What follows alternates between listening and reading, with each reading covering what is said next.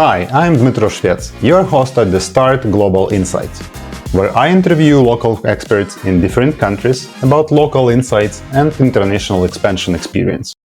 The last 7 months of the Russian invasion to Ukraine, I talk a lot to Ukrainian small and medium enterprises that didn't have any experience in international expansion. And I hear from them the most common question: how shall I start, or what will be the international expansion roadmap, and what steps should I take to succeed in international markets? So I decided to record this episode with the answer to this most common question. And analyzing the answer, I saw that there are a lot of similarities of going abroad and starting a new business or startup, because in fact, if you are going abroad, then you will meet the new market and new clients in this market, and these clients will have new pains and gains and also new expectations and new needs. So you should definitely adapt your value proposition, your product to this new market, and develop, maybe in most cases, a new business model to enter a new country. And so the first step that you should make is to ask yourself the most difficult question, which sounds like why. So why should I export? Why should I go internationally? What are my expectations from this activity? Because this activity will require a lot of your resources, financial, mental and material, so in terms of people that you will attract to this activity, etc., etc. Therefore, the next step that you should do is assess or make kind of a diagnostic of your business and assess how much resources do you have, and understand how you are ready for this international expansion. And that will allow you to understand the scale of expansion and what are the potential outcome of your activities. And of course, it will influence all roadmap afterwards. You should analyze all muscles of your business, like sales, marketing, finance, also the production, how much capacity do you have, how quick you can increase your production and your offer, how well you are able to change your product according to the new market and new clients.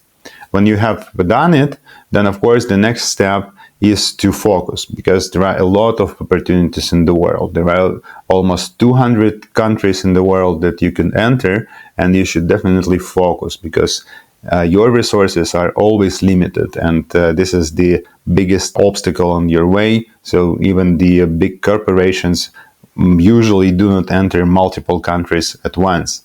You should understand what will be your order, or like the list of the most interesting, most potential countries or markets for your business, and to select among this variety or those countries or those markets that are the best match for your resources and your activities. When you have done it, and I recommend you to limit that maximum to 2 countries, like one is the focus one, the first one to enter, and then the second is like your backup. Yeah, so if the first country will look like not very good for your business, then you can switch to the second one. When you have done it, so the next step is to understand this market, to understand the game's rules, to understand what are the stakeholders at the market, what are the channels that you can use to sell or to deliver your value proposition to your customers, what are the customer segments at the market, who are the most appropriate for your business, for your product, what are the communication channels, and how do stakeholders interact with each other, what are the prices, what are the requirements, etc., etc. So when you understood that, and you already know who are the stakeholders, the best way to understand the insights and the peculiarities that are existing in this market is to interview the stakeholders. And you should interview different stakeholders, your clients and not your clients, but those entities or people that are interacting in this market and will influence your business as well, like I do actually in my podcast. So you can listen to other episodes and understand what are the approaches of getting these insights from local players and understanding the local local situation in the market. When you have done that, the next step is to focus on your clients or your stakeholders that you will work with the most, because there are a lot of them usually, and again, you have limited resources, and of course, you need to prioritize and understand who are the stakeholders that you should work the most. When you did that, you already have all information to go to the next step. So you have understood your resources, you understood where to focus in terms of markets, you understood the game's rules of these markets, understood who are the stakeholders in these markets and what they're doing, what are the local relationships and all the insights from the market. So you have got all information to start planning your journey. And to start planning your journey, you should start with setting your goals. So you should understand what you would like to achieve, what are your expectations from this journey.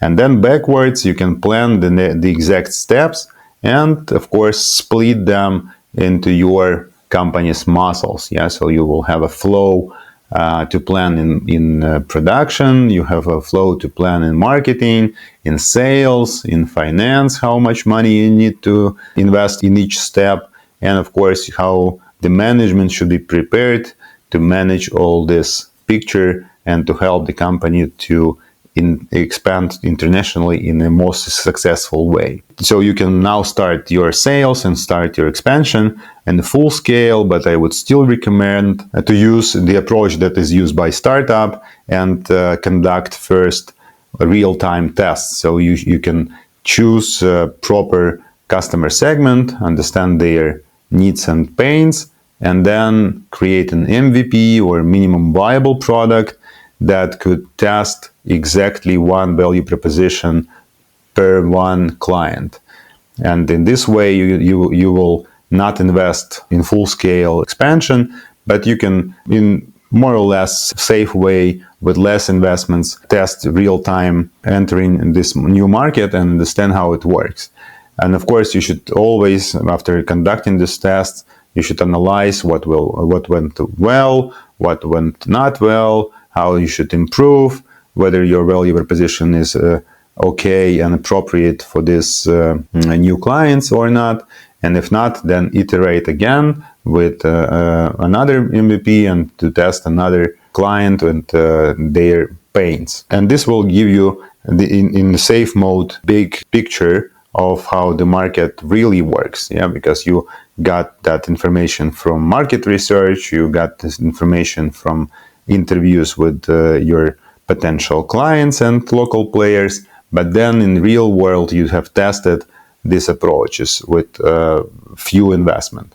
So now you have the whole picture to go full scale and expand internationally and do it in the most efficient way. So I'm wishing you good luck in this interesting and challenging journey, and I also urge you to subscribe to our podcast on all major podcast platforms and also on YouTube, not to miss new episodes about new markets with new local experts.